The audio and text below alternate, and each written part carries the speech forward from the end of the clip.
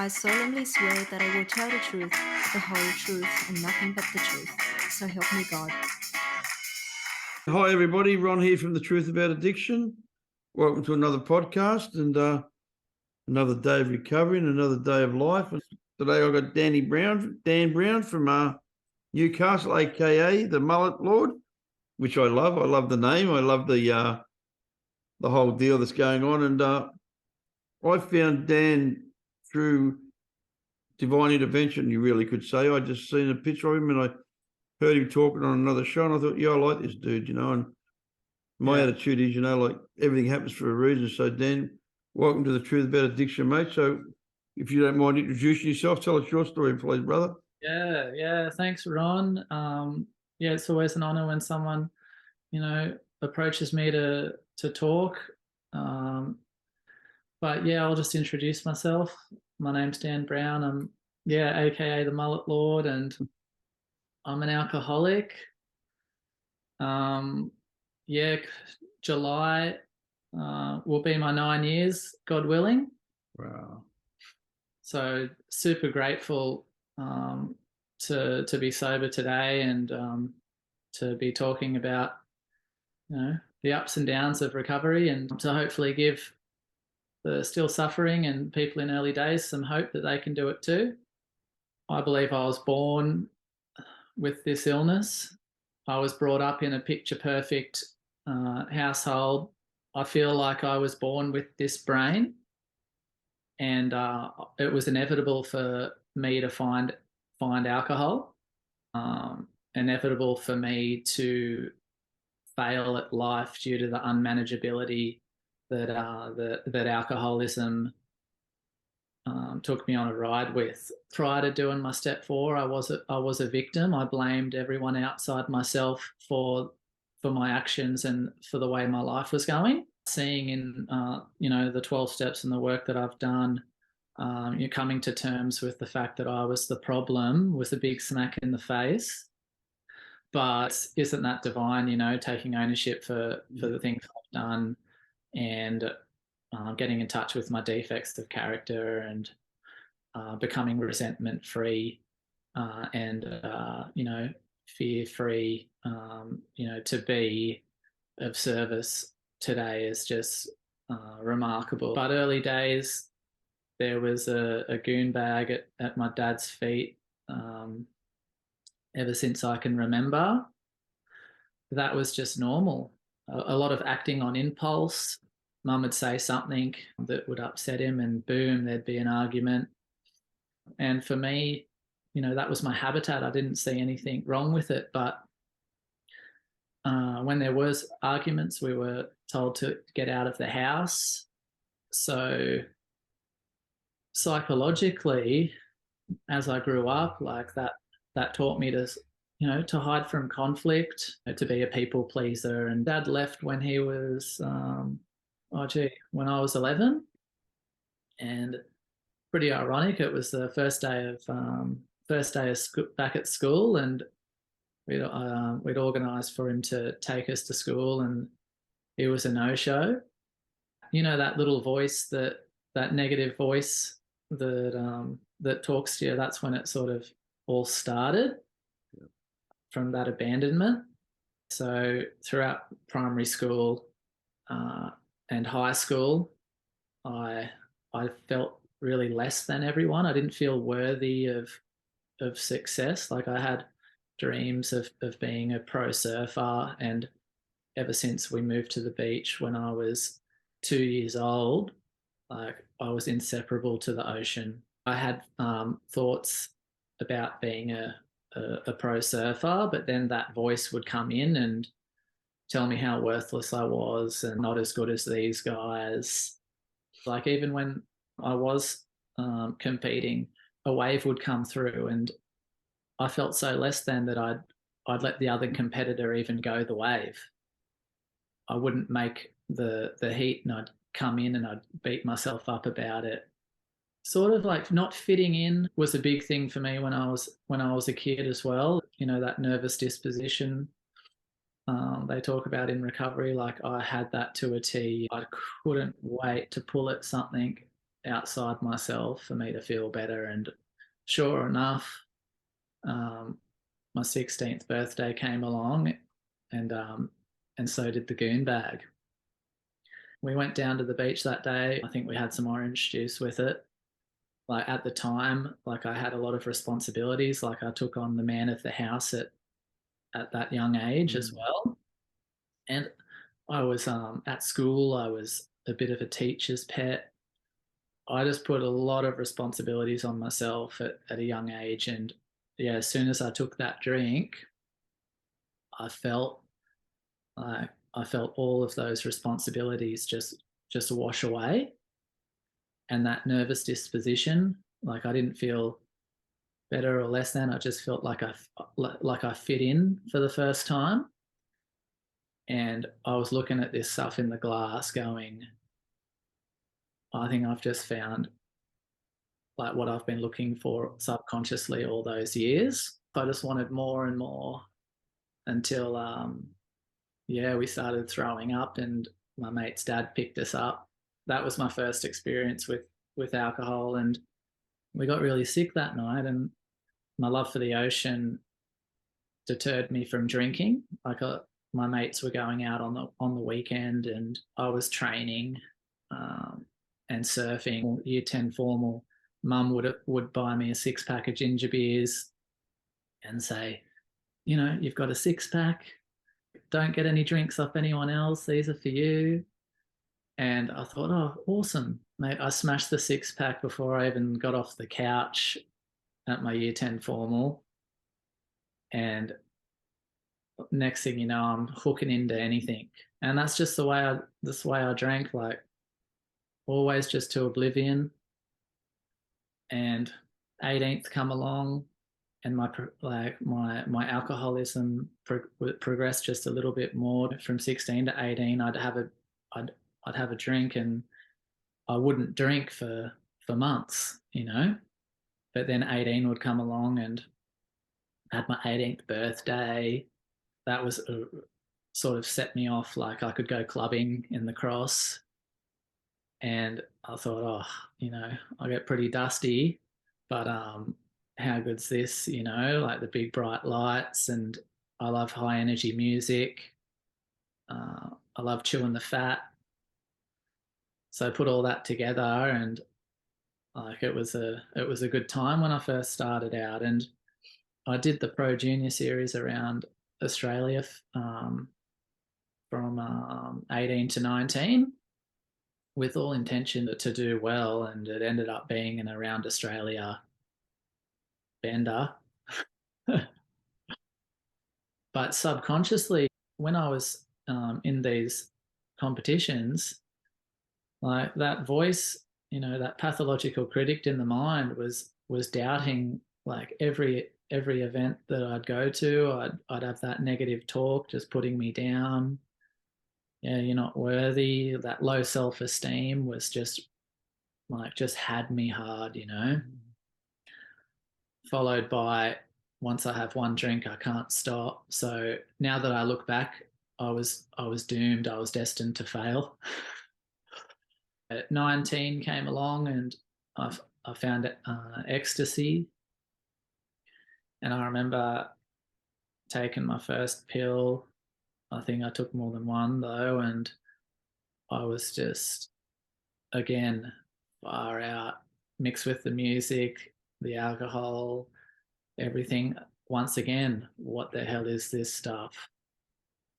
Why didn't they tell me about this earlier? From 19, that's when my alcoholism really progressed, and I actually gave up on my surfing dream. I didn't think it at the time, but I failed quite miserably that year surfing, and I stopped listening to my true vocation, and I got a safe job at a hotel. My mate was the head bellboy, said that he could get me a job there. So I thought, oh, that's enough of surfing. I'll just go get a job like a normal person. I didn't realize it at the time, but like it was the first stage of giving up on myself. From 19 I wound up in rehab at 24, but from 19 to 24 was quite a rapid decline. I ended up selling ecstasy to support my partying habits, but it was quite unmanageable there. Like I'd end up consuming majority of them anyway. At work, I was functional to a point where I could rock up to work drunk, and no one would know. I thought I could do everything better when I was drunk. I couldn't have cared less if I died. Like I ended up getting so consumed by this party lifestyle that I couldn't see outside. I couldn't see outside of it, and it was a world, my own little world, where I just knew that the alcohol, like the bottle shop opened at 10 and it would never leave me. It was like I had a relationship with this thing. It was my girlfriend. I'd wake up and it would be there. It would make me feel warm and fuzzy inside. It would never leave me. It started with the externals. I'd have like my car rego due, but as soon as my pay went in, like I couldn't relax until it was gone. Like that unmanageability. Had work the next day, or an occasion. Like with all intentions not to drink, I'd be drunk. Well, I may not even show up. I was living in Sydney at the time, and I had a lift in Randwick. I had to go up, and there was mirrors all around it. And I can remember just going up that lift, and I'd just talk to myself and go, like, who even are you? And ask myself all these questions about myself, because here I am, just a drunk, and I'm watching my mates hold down jobs. I'm watching them go to uni. I can see everyone else drinking and pulling up stumps and getting on with their life, where I didn't realize I had this illness. I got to a point, work was giving me my final warnings. I wasn't even enjoying what I was doing. Like I was a fucking terrible employee. On night shift, I know where all the cameras are at the hotel, and I'd reverse my Toyota Camry down to where the storeroom was, and I'd pack boxes and boxes full of all the old alcohol that they don't use anymore. I'm talking a shitload of it, and bring it home. I thought like I'd arrange a really cool bar at my place. I couldn't relax until all that alcohol was drank, and I'd sleep with a pot, like mum's best cooking pot. Take that and leave it on the edge of my bed, and spew in that every night. On top of the drugs, and cocaine became a big thing because I could function on cocaine quite well. It's so crazy because I had all intentions of not drinking. Like I was always one to, I saw what was going on at home and I was like, no, like I'm not, that's not for me. And slowly but surely, drink by drink, it warped my perception and flipped my thinking and turned me into someone I wasn't. I'm just so grateful. Like, I had, my divine intervention at 24 when shit hit the fan, because the way I drank and the way I consumed drugs, I was trying to kill myself. There were points where I'd take a lot of ecstasy all at once. In these drug crazes, I'd hurt myself. I'd sit on a railing and just fall back off it. And there's like a fucking 3 meter drop. And like lucky a mate would be there to just he got flogged as well, but he caught me. I probably would have died then. the amount of times where I'd take so many drugs, like my throat would blow up to the point where I couldn't talk, and I wouldn't want to concern anyone, so I'd just make a little nest for myself to die in, and then I wake up the next day still alive and go, oh, okay, all right, better just get back on with it.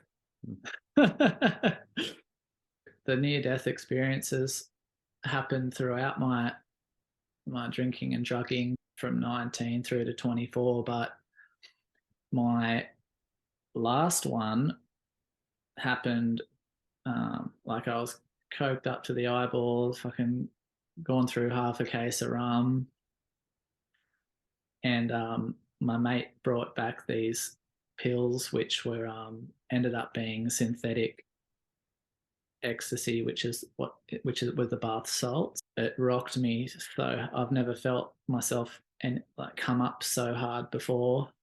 Like power spewed, felt invincible.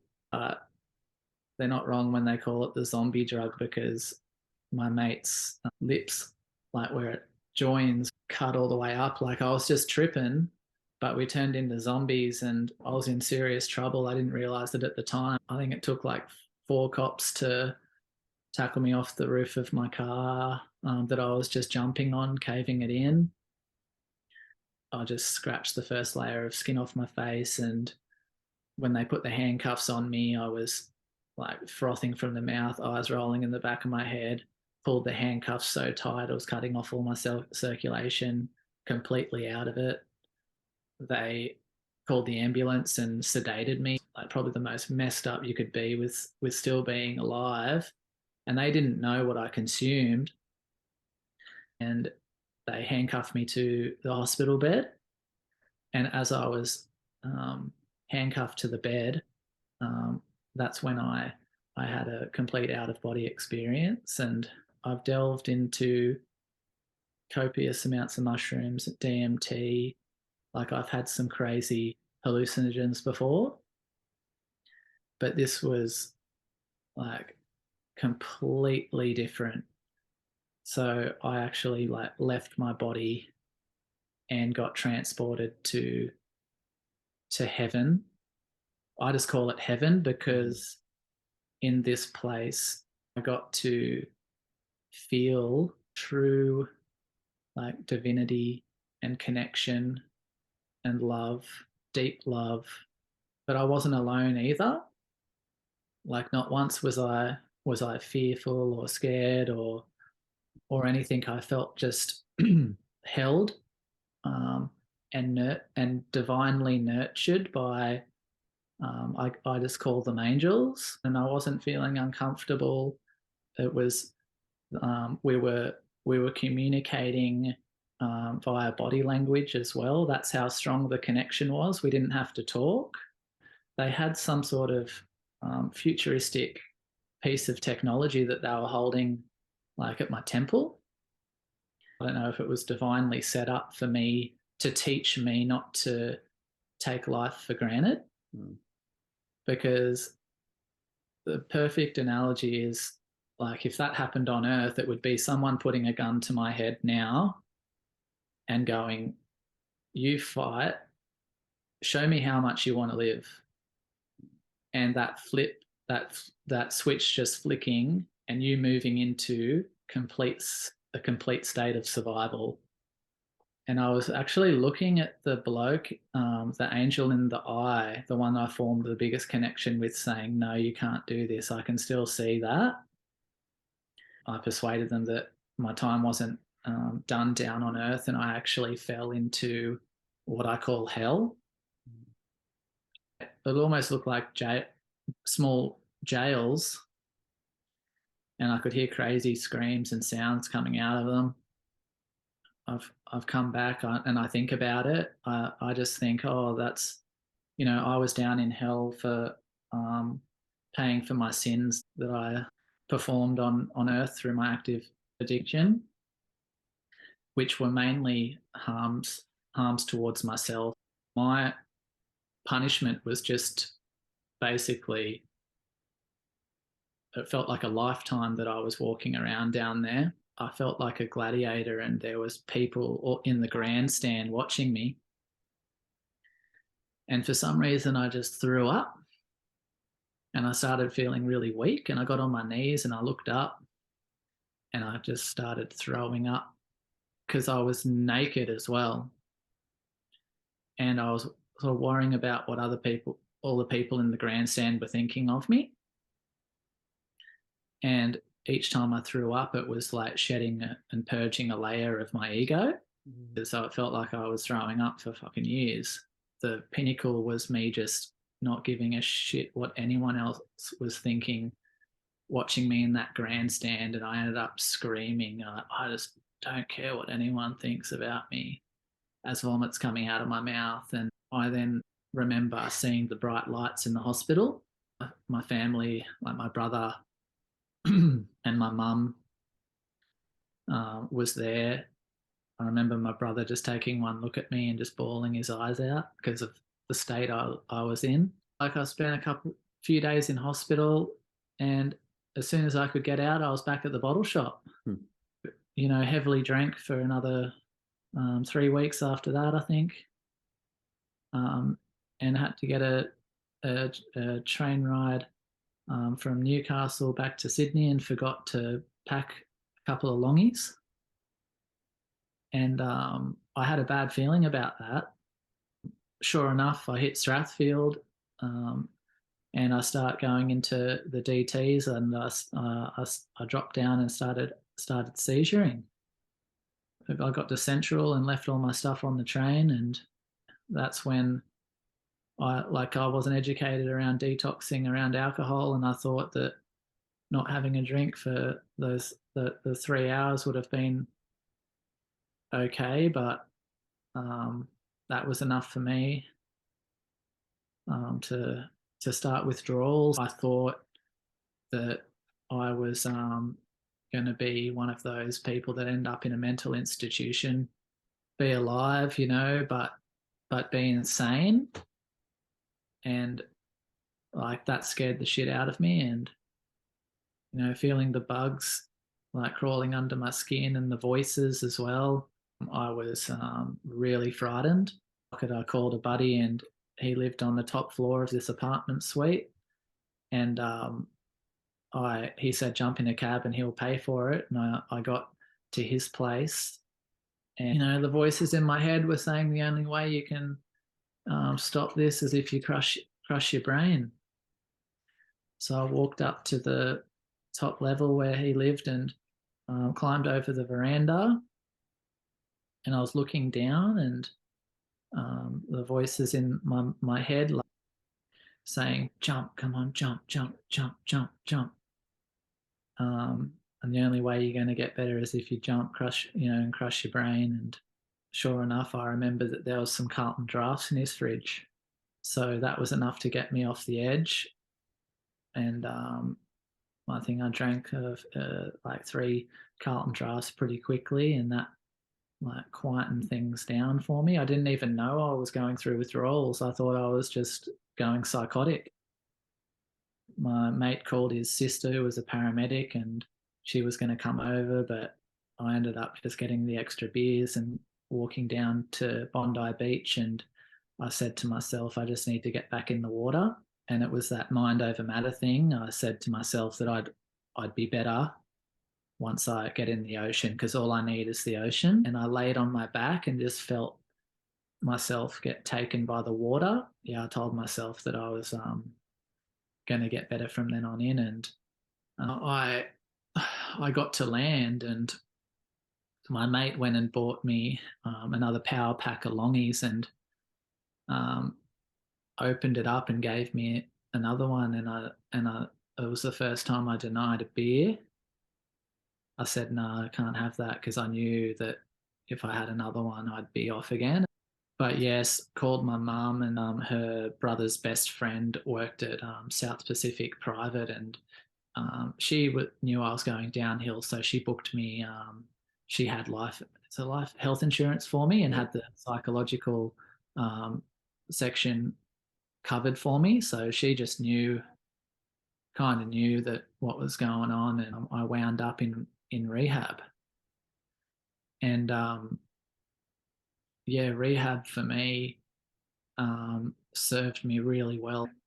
For me, like they fattened me up as well, 3 meals a day. Introduced me. I didn't go to many meetings. In rehab, they were like doing their best to get me out of bed. They were like, "Come on, Brownie, everyone's getting in the bus and going to AA." And I thought I was going, "Fuck off! Like I can't get out of this bed. I'm cooked." And they're like, "No, you got to go. It's compulsory." And I just wouldn't get out of bed. So I basically knew that I didn't have another drink left in me because I knew where it would take me. And I just didn't have another trip left in me. Like I was done. I just remember them saying, "All right, Brownies, when you get out of here, make sure you go to AA." And I actually had nothing else to do. I was unemployed, um, didn't have a girlfriend, was sleeping on my mum's couch. And I thought, oh, I may as well give that AA thing a try. My first sponsor, he was at a meeting in Randwick, and he was having a rough trot. And, when all else fails, he was out there looking for a new sponsee. And sure enough, I was that guy, that lost, struggling guy that everyone would crowd around at the end of the meeting, give me their numbers. And I thought, what the hell's going on here? All these blokes are giving me their numbers. And I thought, what do they want from me? I was spun out, man. Like, and I remember going to the meeting at Bondi, the Crypt, with another one I went to, and I'd have people calling me going, "All right, Brownie, so did you get on your knees this morning?" And I was thinking, the fuck's he talking about? Praying. And I was like, praying? What? I didn't even really know what AA was about, or how to even like that I needed a sponsor, that I needed to do the 12 steps. Like I thought I just had to go to meetings. Yeah, my first sponsor gave me a copy of his big book, and he took me out to coffee, and he's like, "Oh, can you read Bill's story and see if you relate to the progressive nature of alcoholism, and get back to me." And I went home and I read that, and that's where I got in touch with my illness. We went through the steps pretty, we didn't rush them, but we went through them pretty quickly. And I got to my step 4, and I got to see that I'd blame, people, places, and things for my actions. And that's where I first got in touch with my defects of character. I did for the steps from 1 to 11, but I wasn't passing it on. And I ended up like buying getting a loan for this Chrysler V8, and got a new girlfriend, and got a job working 6 days a week. Like I was in the coffee game, and I'd make these coffees, and the people wouldn't come, and like the waitresses wouldn't come over and take them to the tables, and I'd get resentful at them, and I wasn't taking inventory, and I ended up having like this mental breakdown at 2 years sober, and lost the job, lost the girlfriend, and wound up on antidepressants and antipsychotics, back on my mum's couch again. Yeah. And that's where like I got picked up and taken to meetings again by older sober members. And that's the nudge. It was a big nudge, but I feel like that's the nudge I needed to click over into the 12 step, because I had lots of doubts as well. Like that voice still was there, and the low self-esteem as well. Like, why would anyone want to listen to me? What do I have to offer? 5-year mark, like moved to Newcastle, to open a coffee shop. I thought, I love coffee. I learned a lot at the hotel about service. I swear I'm from Italian descent. Like, whenever anyone comes over to my place, I've got to make sure that they've got, you know, their bellies full, like that they're well looked after. It's in my nature. So, asked, I said, "Oh, Mum, you reckon you could spot me the money to open a coffee shop?" And she was umming and ahhing because, you know, of course she would be. And she's not made of money either. And sure enough, she lent me the 50 grand. In that first year, my first day of opening the doors, I did $800. And I thought, oh, what the heck is this? People were blown away with the service and the pace and the quality of the coffee. And we've had our trials and tribulations along the way. And the cafe was open for 3 years, and that was my 5-year birthday, recovery birthday, and I hit the 5-year menopause. And I was really struggling spiritually, and I ended up going through the steps again. Became completely resentment and fear-free once again, and as soon as I'd finished the steps and, you know, was getting on with my life, sure enough, my wife came along. I was struggling for staff. I put a notice out. I said to her, "Do you mind working with me for like 3 weeks straight while my brother's overseas?" And she said yes. And that's where we finished up in the cafe at 1. And if the surf was flat, we'd go to hot yoga. And if the surf was good, we'd go surfing. And next thing you know, we're just like best mates.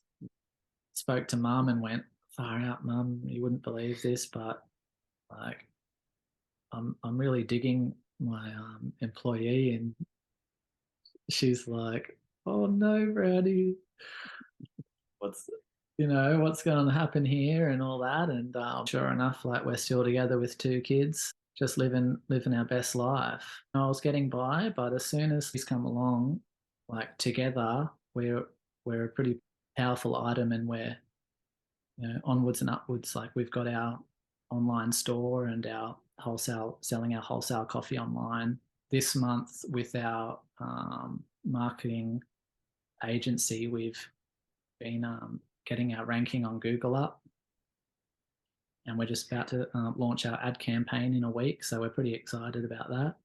When I talk about what my life was like to what my life's like today, it's like I've definitely lived 2 lives. You know, I believe I died. I was reborn when I come into AA. Early days, I'd make up all sorts of excuses under the sun not to go to an AA meeting. Today, I can't wait for Saturday to come around for my home group. It is dead set one of the bright spots of my life, like up there with my kids and the bride. It's like so wholesome. I like to think I'm always working my program. If I'm putting my recovery first, then the relationship, then the business, then my dreams of being a surfer, like, everything's taken care of. But as soon as I put anything in front of it, I feel just a bit unsettled, because, like, I've got to be tapping into that strength on a daily basis, and then everything else works out. All the trials and tribulations I've had throughout my recovery have been pretty tough, pretty hard, but it's dead set the most rewarding, like, and the best decision I've ever made. I promised myself to remain teachable forever. Yep. And to remain sponsorable. Like, I still struggle with pulling at externals to make myself feel better.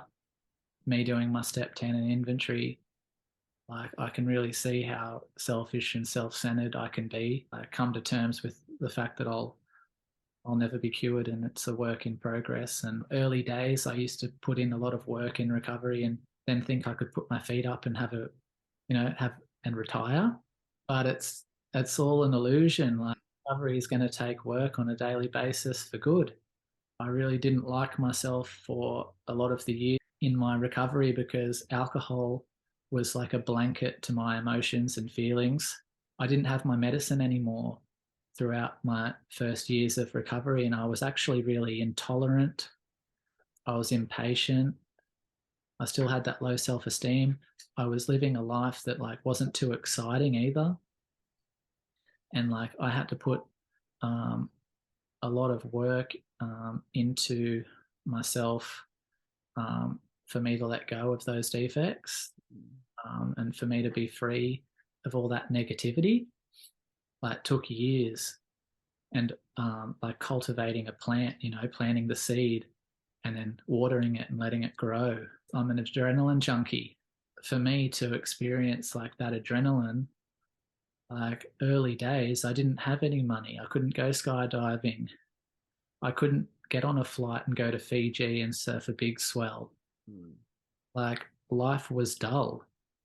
And it felt like throughout my recovery, I was digging myself out of paying back a huge fucking bill for fines that I neglected, digging myself out of that huge hole, and finally just throwing the shovel and laying outside that hole and going, I did it. And then tapping into abundance and growing spiritually and watching the finance come in, but me not spending it on any vice at all, any sort of self-seeking. It just goes straight to my employees. And like, as soon as I stopped putting my dependence upon finance for my happiness, the finance started flowing a bit more, and now I can jump on that flight to go to Fiji. If my mate's getting married, I can go to Japan for his wedding. And I'm experiencing the fruits of my recovery now, and that's 9 years in. Yep. Yeah. No, we're blessed. We are, Stay. 9 years, the rewards, you can't put a monetary value on freedom of choice, freedom of self, freedom of everything. Like, I found for me, drinking and drugging were the most boring years of my life. When I look back in retrospect, Oh yeah, it was just so boring. You think you think you're partying, you think you're having a great time. Were you at your child's birth? oh yeah. No better drug. Oh no way. There's no better drug than watching your children be born. Yeah, waking up like that morning and having a big night with the birth, but waking up feeling like the most serene I've ever felt. Crying on my way down to the beach. 4 a.m. to jump in the water, just ecstatic, no one around because it was COVID. Yeah. If a cop pulled me over, they would have probably taken me away because they thought, no way, this bloke could be this happy and sober. Yeah.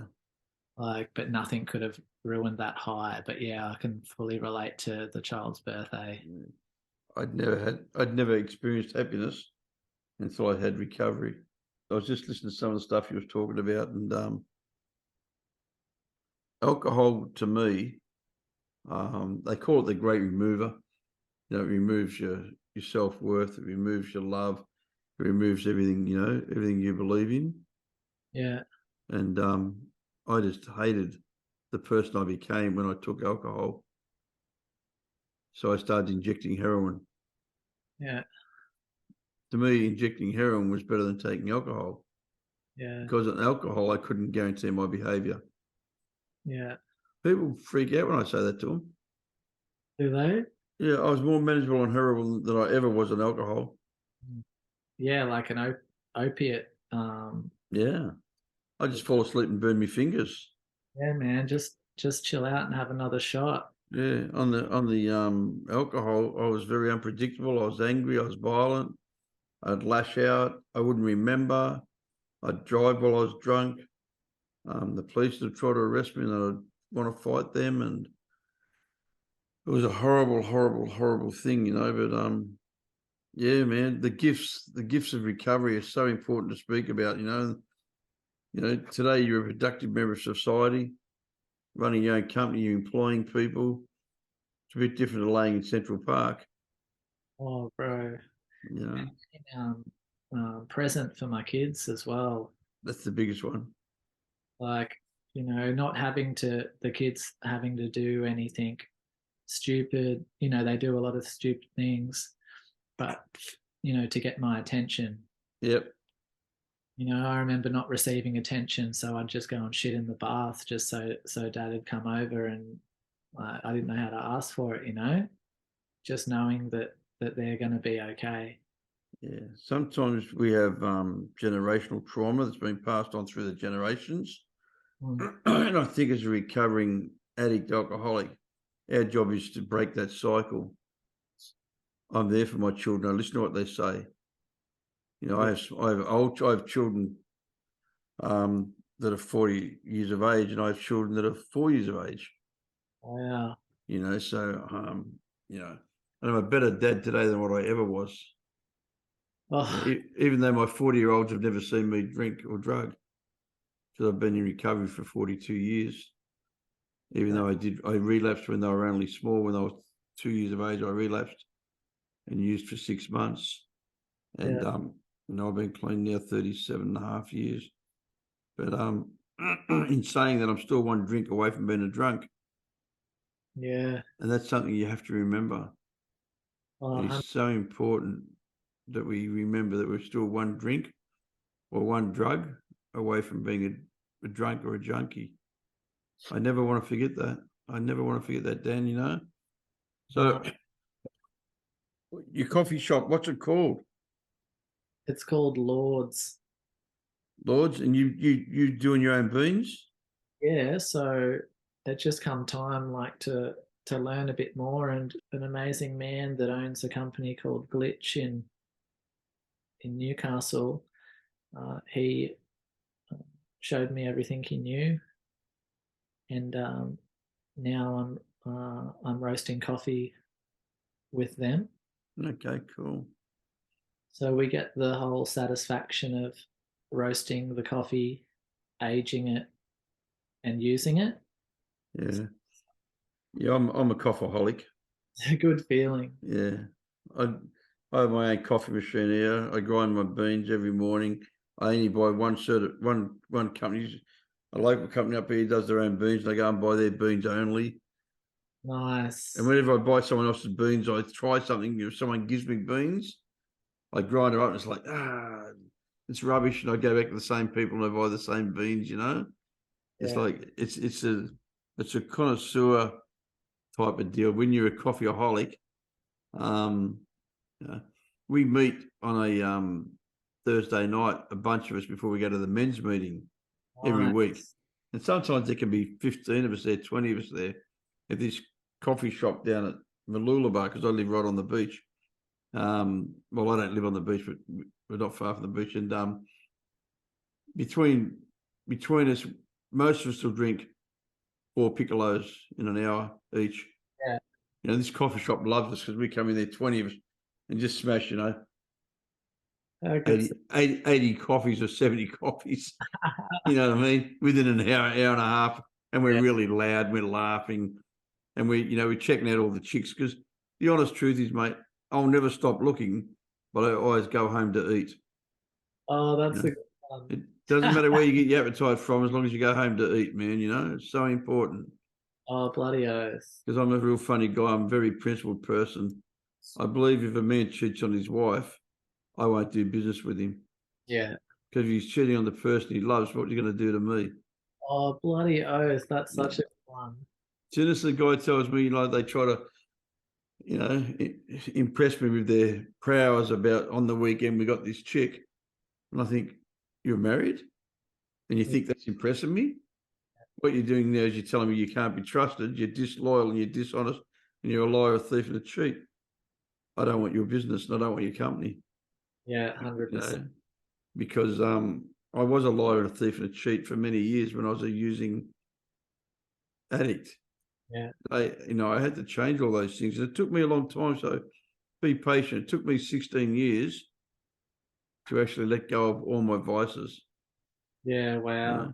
know? And I say it to people, and I mean this with all humility and sincerity, we are a newcomer for the first 10 years. Mm. So don't be, it took us a long time to get stuffed up. Yeah. I really feel like like still like a chick, first cracking out of the shell in a way. Yeah, man. And I feel like from a maturity sense, I want that short-term fix.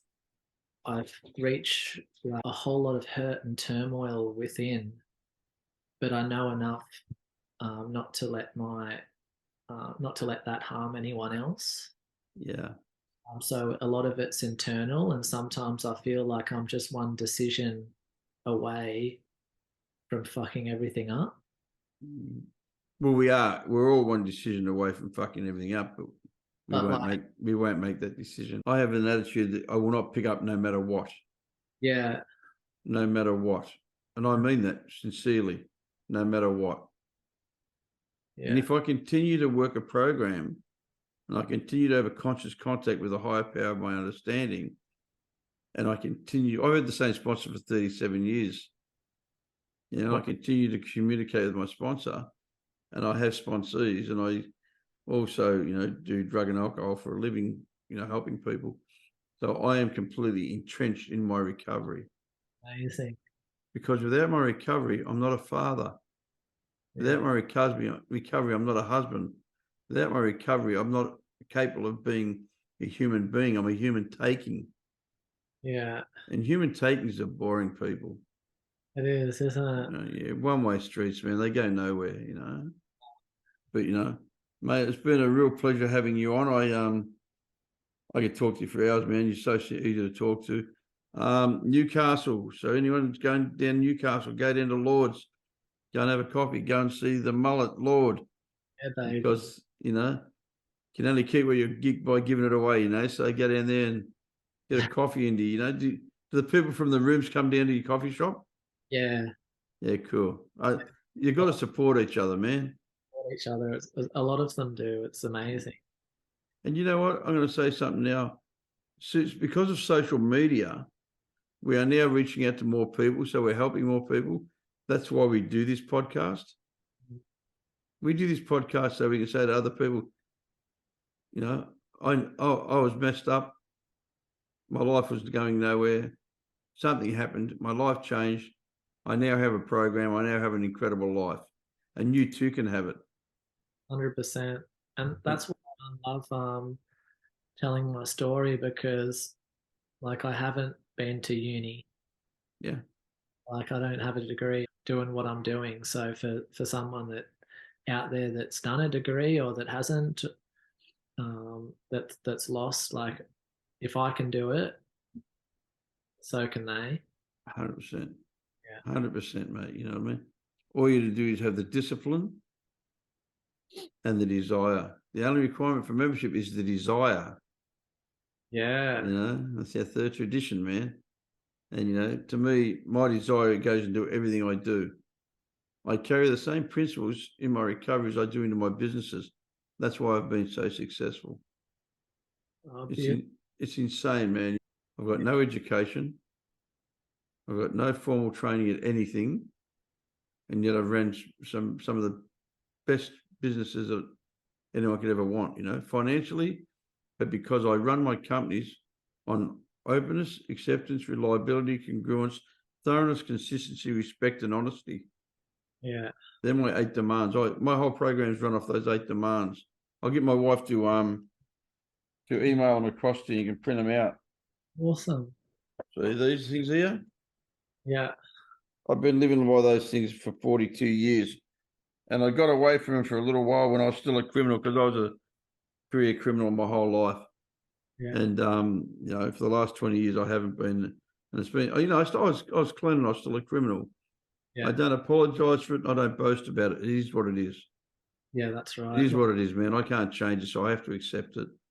And, if people are judging me, well, that's their business. It's got nothing to do with me. I just pray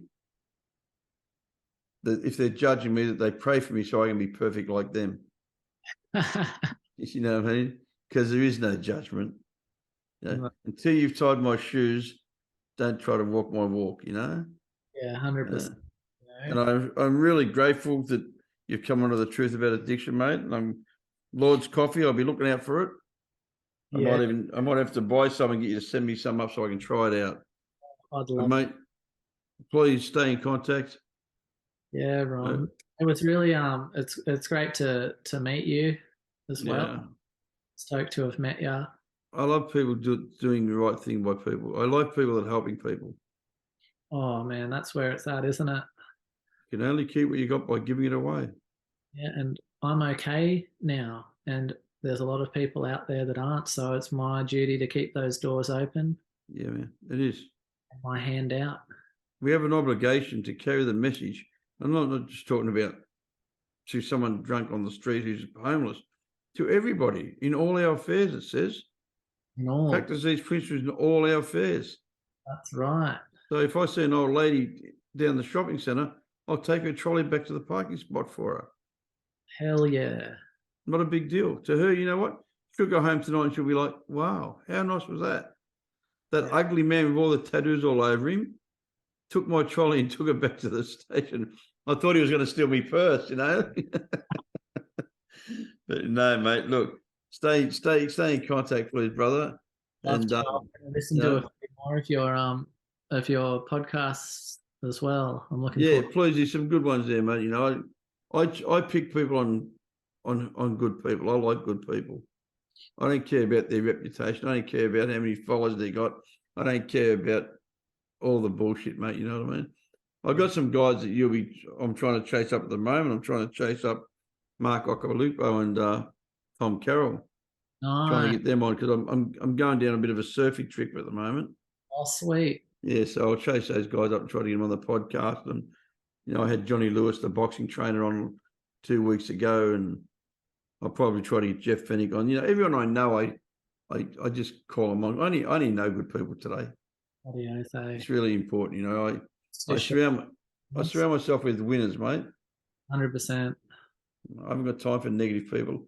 I haven't got time for haters. Yeah. No. I love to see. Sorry, mate. It feels like you're just mirroring me right now. Yeah, I just love people like me. I just love people who are winning, and I love to see people win. Yeah, me too, dude. I've got no jealousy or envy or anything like that. Everything I've got, I'm happy with. Yeah. And everything you've got, I'm happy for you. Beautiful.